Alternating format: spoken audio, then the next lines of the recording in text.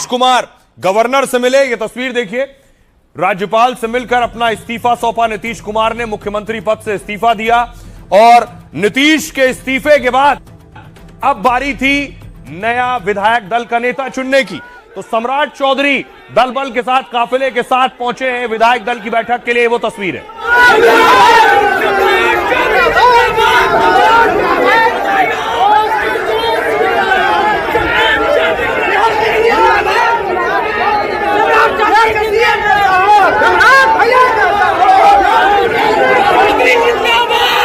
उसके बाद सम्राट चौधरी विधायक दल की बैठक में पहुंचे।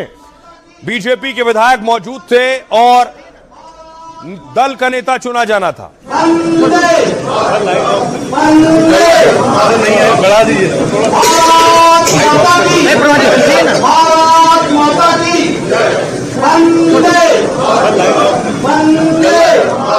बढ़ा दीजिए। और दिल्ली से पहुंचे शिवराज सिंह चौहान ने विधायक दल के नेता का ऐलान किया कि सम्राट चौधरी विधायक दल के नेता। भारतीय जनता पार्टी के विधानमंडल के नेता के लिए आदरणीय विजय कुमार सिन्हा जी ने आदरणीय सम्राट चौधरी जी का नाम प्रस्तावित किया। शिवराज सिंह चौहान ने ऐलान किया कि विजय सिन्हा जो डिप्टी सीएम है, उन्होंने सम्राट चौधरी के नाम का प्रस्ताव रखा।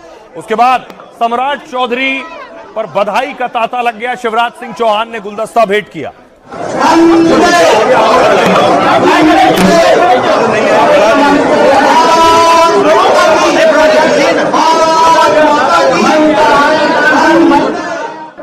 तो सम्राट चौधरी बिहार के मुख्यमंत्री होंगे और उनके घर लिए चलता हूं। मुंगेर की तस्वीर देख रहे हैं। मुंगेर में होली खेली जाने लगी उनके घर पर। भैया को यहाँ से बड़े भैया की शंकर जी की जय हो। सम्राट चौधरी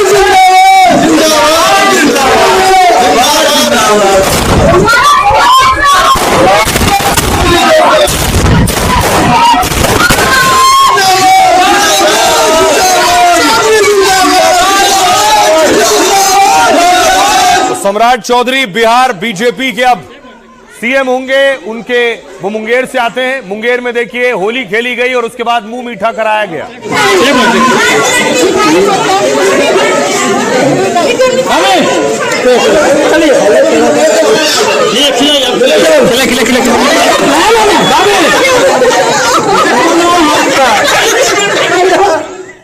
और इधर सम्राट चौधरी पटना में थे। विधायक दल के नेता चुने जाने के बाद जब बाहर निकले हैं तो देखिए समर्थकों का उत्साह।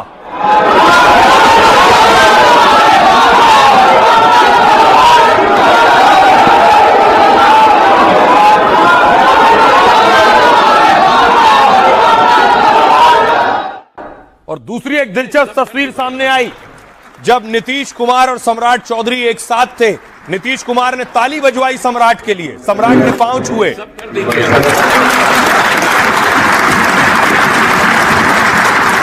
अच्छा रहेगा, आप भी खड़ा होइए ना भाई।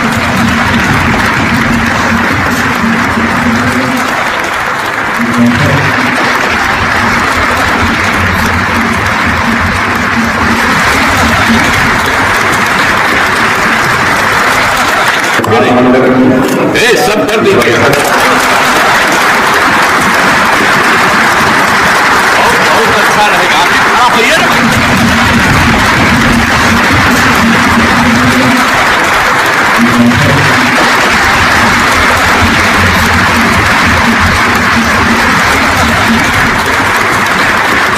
और आप भरोसा रखिए, सम्राट जी को प्रचंड बहुमत से जिताइए।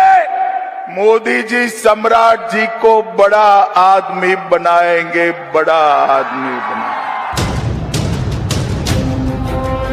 मोदी शाह ने प्लान और इशारा 6 महीने पहले ही कर दिया था और अब ऐलान भी हो गया है कि बिहार में पहली बार बीजेपी का राज होगा और सम्राट के सिर पर सीएम का ताज होगा। आदरणीय सम्राट चौधरी जी का नाम प्रस्तावित किया। आदरणीय सम्राट चौधरी जी का नाम प्रस्तावित किया। इधर सम्राट की ताजपोशी का ऐलान हुआ, उधर पटना से मुंगेर तक जश्न शुरू हो गया। बैसाखी में सम्राट के घर गांव में होली दिवाली मनने लगी। इससे बढ़कर के और खुशी हो ही नहीं सकती। परिवार में बहुत खुशी की बात है कि हमारे घर से नए सीएम बिहार के जो पूरे जिस सम्राट ने कभी नीतीश को कुर्सी से हटाने के लिए मुरेठा बांधा था, 21 साल से सीएम रहे उन नीतीश ने ही सम्राट के नाम का प्रस्ताव रखा। तो सम्राट ने पैर छूकर उनका आशीर्वाद लिया और कहा नीतीश जी से ही सियासत सीखी है और उनके बताए रास्ते से बिहार को विकसित बिहार बनाएंगे। और देखिए, सियासत में शतरंज की बिसात पर कुछ भी कभी भी हो सकता है। कौन कब राजा बन जाए। डिप्टी सीएम सम्राट चौधरी बिहार के नए मुख्यमंत्री। सम्राट चौधरी कल सुबह 11 बजे सीएम पद की शपथ लेंगे। बिहार में करीब 20 सालों से एनडीए की सरकार है, मतलब बीजेपी सत्ता में रही लेकिन छोटे भाई की हैसियत से। यह पहली बार है जब बिहार में बीजेपी बड़े भाई की भूमिका में है, यानी पहली बार बिहार में बीजेपी का मुख्यमंत्री बनने वाला। और सम्राट चौधरी सीएम बन रहे हैं तो इसकी कई खास वजह है। पहली वजह देखिए क्या है। पहली वजह है पीएम मोदी और अमित शाह के करीबी खास। मोदी और अमित शाह को जब पार्टी की कमान मिली तब बिहार बीजेपी नीतीश कुमार के छोटे भाई की भूमिका में थी, लेकिन बिहार अध्यक्ष बनते ही सम्राट ने समीकरण बदलने शुरू कर दिए। बिहार में बीजेपी की सीट और जीत जेडीयू से बड़ी होने लगी। लालू यादव और नीतीश पर एक साथ आक्रामक हमले किए। बिहार में गैर यादव ओबीसी लीडर के रूप में खास पहचान बनाई, इसलिए बिहार के सीएम के तौर पर मोदी शाह की पहली पसंद थे। अगली वजह, दूसरी वजह, आक्रामक तेवर और जिम्मेदारी। सम्राट चौधरी को आक्रामक नेताओं में गिना जाता है। 20 साल में पहली बार नीतीश से गृह विभाग का जिम्मा मिला इन्हें, तो सम्राट ने कानून व्यवस्था पर योगी जैसे कड़े फैसले लिए। माफिया अपराधियों पर एक्शन से प्रशासनिक सुधार के काम किए और यह भी साबित किया कि वो सत्ता की कमान संभालने को तैयार है। इसके अलावा तीसरी वजह, जातीय समीकरण। सम्राट चौधरी कोयरी समाज से आते हैं, नीतीश कुमार कुर्मी समाज से आते हैं। कोयरी कुर्मी को बिहार की सियासत में लव कुश कहते हैं। बिहार में इनकी आबादी 7% है। नीतीश को पूरा सपोर्ट देते रहे। सम्राट को सीएम बनाना मतलब वोट बैंक बनाए रखना, यह भी एक वजह है। चौथी वजह, युवा और युवाओं में अच्छा चेहरा, लोकप्रिय चेहरा है। कहते हैं बीजेपी ने मिशन बिहार के लिए एक सर्वे कराया था। सम्राट सबसे आक्रामक और लोकप्रिय चेहरे के रूप में उभर कर सामने आए। बीजेपी ऐसा चेहरा चाहती थी जो नीतीश के सुशासन का मुकाबला कर सके। नीतीश को हटाने के लिए एक वक्त सम्राट ने मुरैठा तक बांध लिया था। हालांकि बाद में वो नीतीश सरकार में ही डिप्टी सीएम रहे। ये है, लेकिन नीतीश सरकार में भी अपनी मजबूत छवि बनाई उन्होंने। लालू तेजस्वी पर आक्रामक हमले को लेकर भी वो सुर्खियों में रहे और पटना से लेकर दिल्ली तक युवा सम्राट पहली पसंद बने। ये है सम्राट चौधरी को मुख्यमंत्री के तौर पर चुनने के पीछे वजह। आइए अब आपको सुनवाता हूं, सुनिए जरा शिवराज सिंह चौहान को और सम्राट चौधरी को। आज के क्षण ऐतिहासिक है। भारतीय जनता पार्टी के जनसंघ के जमाने से जिन कार्यकर्ताओं ने अपनी जिंदगी और जवानी झोंक के भारतीय जनता पार्टी के संगठन को खड़ा किया, उनका सपना आज साकार हो रहा है। सम्राट चौधरी जी को मैं बहुत बहुत बधाई देता हूं और विधायक दल के सभी साथियों का गरिमापूर्ण ढंग से सम्राट चौधरी जी को अपना नेता निर्वाचित किया है। नीतीश कुमार जी ने बहुत चीजें सिखाया है, कैसे सरकार चलाया जाता है, कैसे बिहार में सुशासन स्थापित होगा, बिहार के लोकतंत्र के लिए क्या ठीक है।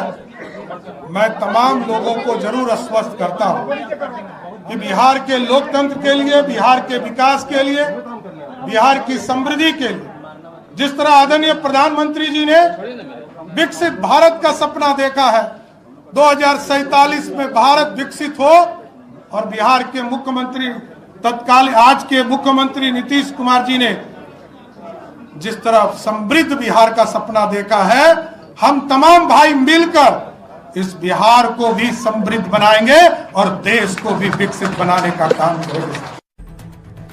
अब देखिए जरा, जैसे ही सम्राट चौधरी के नाम का ऐलान हुआ, बिहार की सड़कों पर, पटना की सड़कों पर सम्राट चौधरी के ही पोस्टर नजर आने लगे। क्यों ना, बिहार के नए सीएम जो है सम्राट चौधरी, नए मुख्यमंत्री, बिहार का सम्राट भव।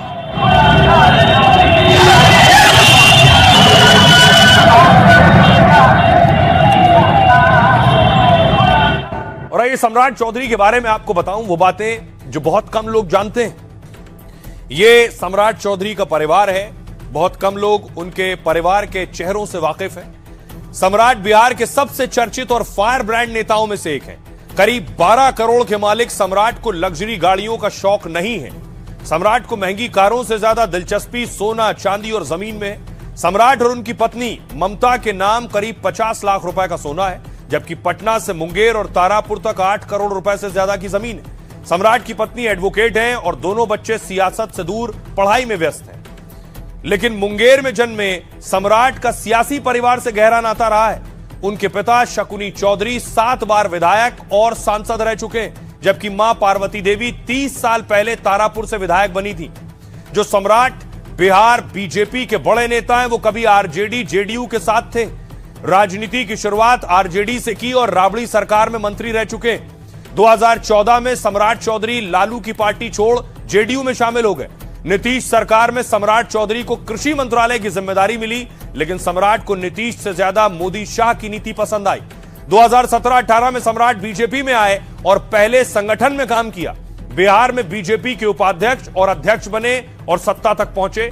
2024 में सम्राट चौधरी पहली बार बिहार के डिप्टी सीएम बने। 2025 में एनडीए फिर सत्ता में लौटी तो सम्राट फिर डिप्टी सीएम बने, लेकिन इस बार डिप्टी सीएम के साथ गृह मंत्रालय की जिम्मेदारी भी संभाली और 6 महीने के अंदर डिप्टी सीएम से वो सीएम बन रहे। आइए अब आपको सुनवाऊं। एक बड़ी बात यह है, सम्राट चौधरी अगर आरजेडी में होते या जेडीयू में होते तो शायद कभी सीएम नहीं बन पाते। सुनिए जरा सियासतदानों। सम्राट चौधरी जी तो लालू जी के 5 साल के, तो लालू जी के ही इर्द गिर्द जो है बिहार की राजनीति जो है चलती रहेगी। जनता का कोई सीएम तो है नहीं, मैंडेट जनता ने नहीं दिया और बिहार के लोग जो है इन लोगों से कोई उम्मीद नहीं रखते हैं। आपने काम भी देखा होगा, गृह मंत्री रहते हुए बिहार में अपराध इतना बढ़ गया कि अपराधी जो है दंगा नाच कर रहे हैं। अब नीतीश जी को भाजपा ने खत्म कर दिया तो खत्म हो गए भाई। हकीकत है आज के इस महत्वपूर्ण दिन पर भी विपक्ष हमेशा की तरह राजनीति करने का काम कर रहा है। इनको न मुख्यमंत्री नीतीश कुमार जी से कभी कोई मतलब रहा, न बिहार से कोई मतलब है, और अब जब बिहार एक नए दौर में प्रवेश करने जा रहा है तब भी ये लोग सिर्फ राजनीति कर रहे हैं। शुभकामनाएं देने की सोच इनकी कभी नहीं रही। मिलकर हम लोग देश को आगे बढ़ाएंगे और बिहार उसमें प्रभावी भूमिका निभाएगा। यही है एनडीए, यही है बीजेपी, मिलकर साथ निभाते हैं और काम करते हैं। सम्राट चौधरी को हम बहुत बहुत बधाई देते हैं, शुभकामना देते हैं और हमारे मंत्रिमंडल में वो थे और बहुत अच्छा काम कर रहे थे। हमको इस बात का सौभाग्य है कि मेरे मंत्रिमंडल का एक साथी नहीं बल्कि हमारा पुत्र आज बिहार का मुख्यमंत्री बनने जा रहा है। तो सम्राट सीएम होंगे, लेकिन नीतीश कुमार ने आज आखिरी कैबिनेट बैठक ली। नीतीश की कैबिनेट के लिए काफिला जा रहा था, बैठक के लिए नीतीश कुमार पहुंच रहे थे।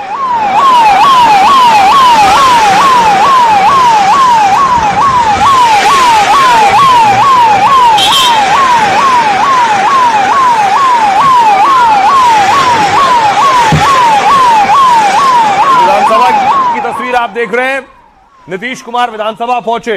इसके बाद देखिए जरा, कैबिनेट बैठक के लिए नीतीश कुमार पहुंचे, विधायक इंतजार कर रहे थे उनका और बहुत भावुक पल था।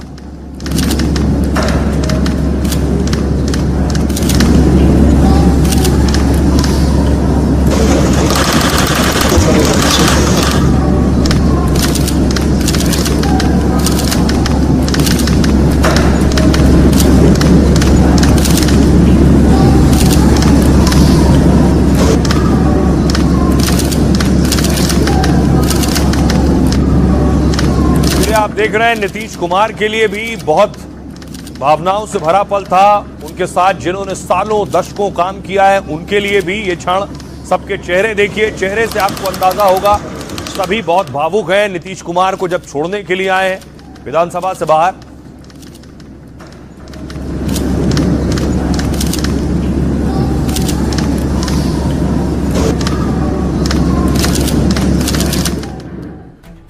आइए आपको बताऊं नीतीश कुमार की आखिरी कैबिनेट में नीतीश कुमार ने क्या कहा।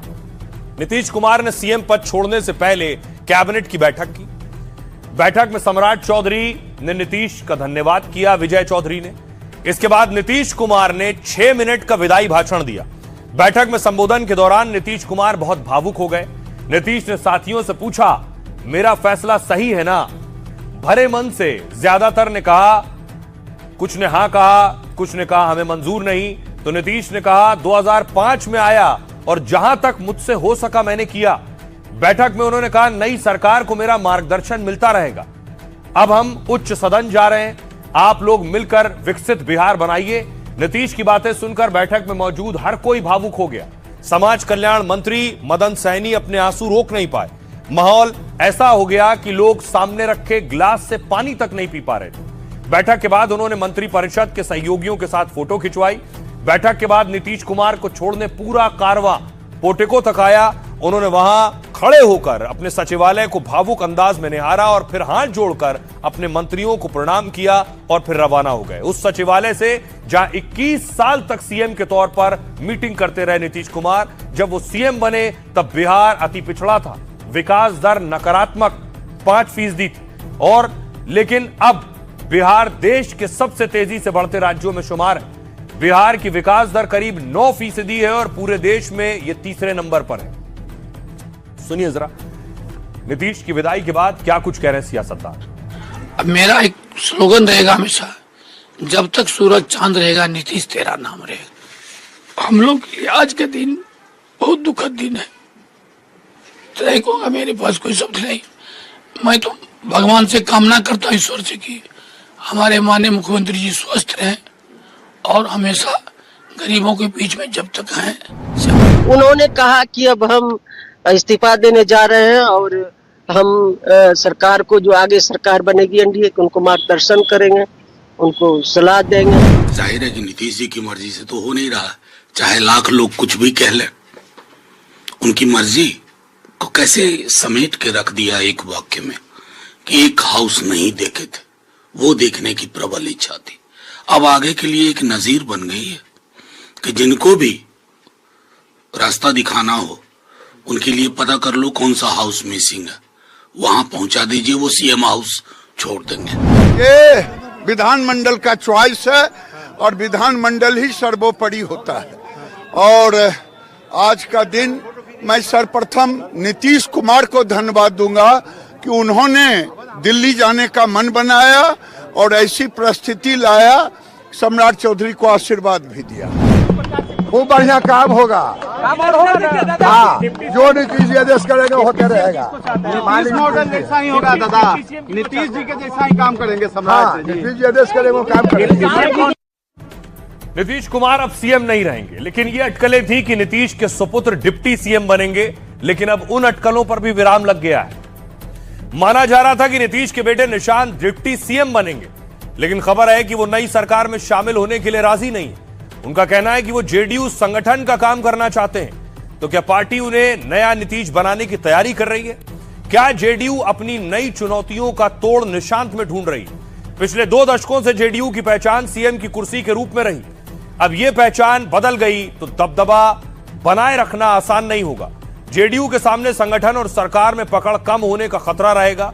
पार्टी को यह साबित करना होगा कि वो सिर्फ गठबंधन की सहयोगी नहीं, बल्कि बिहार की राजनीति में पहले की तरह एक स्वतंत्र ताकत भी है।